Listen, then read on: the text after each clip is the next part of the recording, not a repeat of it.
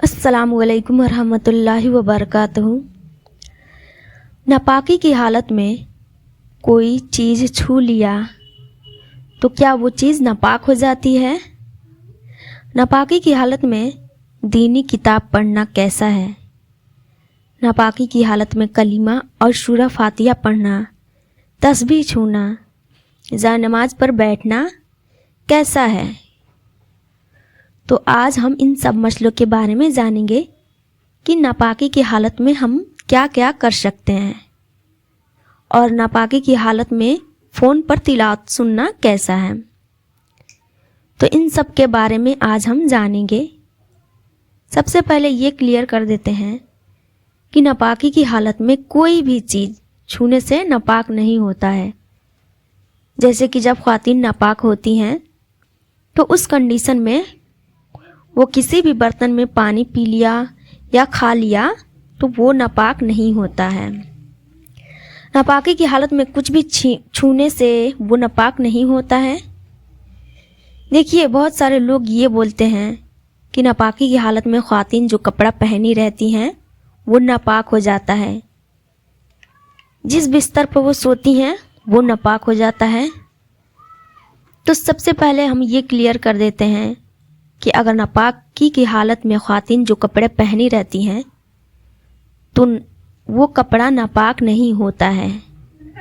हाँ, जिस कपड़े पर हैज़ का खून लगा हो तो वो नापाक हो जाता है, लेकिन अगर कपड़े पर कुछ नहीं लगा है तो वो नापाक नहीं होता है। इसी तरीके से हैज़ की हालत में अगर ख़वातीन जिस बिस्तर पर सोती हैं तो बहुत सारे लोग ये समझते हैं कि वो बिस्तर नापाक हो जाता है नापाकी की हालत में सोने से। तो ऐसा बिल्कुल नहीं है। अगर ख़वातीन नापाकी की हालत में जिस बिस्तर पर सोई रहती हैं तो वो नापाक नहीं होता है, बल्कि अगर उस पर हैज़ का खून लगा हो तो वो नापाक हो जाता है। अगर ना लगा हो तो वो नापाक नहीं होता है। तो बहुत सारी ख़वातीन हैं कि नापाकी की हालत जब ख़त्म हो जाती है तो सारे बिस्तर वगैरह जितने भी रहते हैं वो सब धुलती हैं।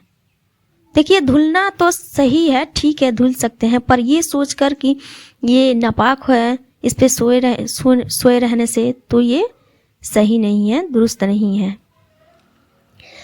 तो इसी तरीके से बहुत सारे ख़वातीन ये सोचती हैं कि नापाकी की हालत में फातिहा, जो फातिहा की चीज़ होती हैं, उसे नहीं बनाना चाहिए। तो ऐसा कुछ भी नहीं है। आप नापाकी की हालत में भी फातिहा का खाना बना सकती हैं, क्योंकि आपके हाथ में नापाकी थोड़ी लगी है।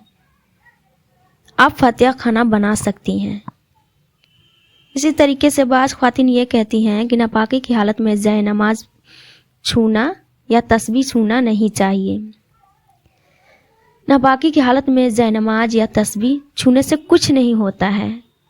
आप इसे छू भी सकती हैं, और अगर कपड़े पर नापाकी के धब्बे नहीं लगे हैं तो आप जाए नमाज पर बैठकर तस्बीह, ज़िक्र, अशगार वगैरह कर सकती हैं।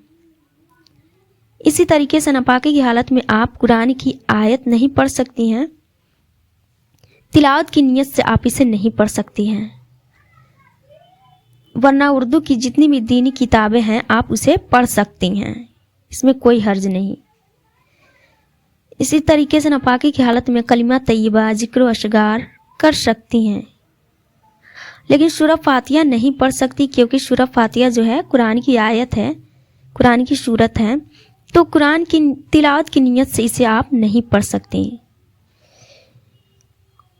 और नापाकी की हालत में आप फ़ोन में कुरान करीम की तिलावत भी सुन सकती हैं, इसमें कोई हर्ज नहीं, लेकिन फ़ोन में देखकर तिलावत करना ये दुरुस्त नहीं है। नापाकी की हालत में आप दुरूद शरीफ भी पढ़ सकती हैं, लेकिन कोई मर्द हजरात हो और वो नापाक है तो बेहतर है कि वो गुस्ल कर लें, फिर उसके बाद से दुरूद शरीफ या कोई भी दुआ वगैरह करें, क्योंकि ख़वातीन की जो प्रॉब्लम है वो उनकी इख्तियार में नहीं है। लेकिन मर्द नापाक होने के बाद से गुस्ल नहीं कर रहा है तो वो उसके इख्तियार में है कि वो गुस्ल कर ले। और जब ख़वातीन नापाकी की हालत से फारिग हो जाएं तो उसे फ़ौरन गुस्ल कर लेना चाहिए, इसमें देर नहीं करना चाहिए। तो कुरान की वो आयतें जो दुआ वाली हैं उसको तिलावत की नीयत से नहीं बल्कि आप दुआ के गर्ज से पढ़ सकती हैं। तो नापाकी की हालत में भी पढ़ना जायज़ है।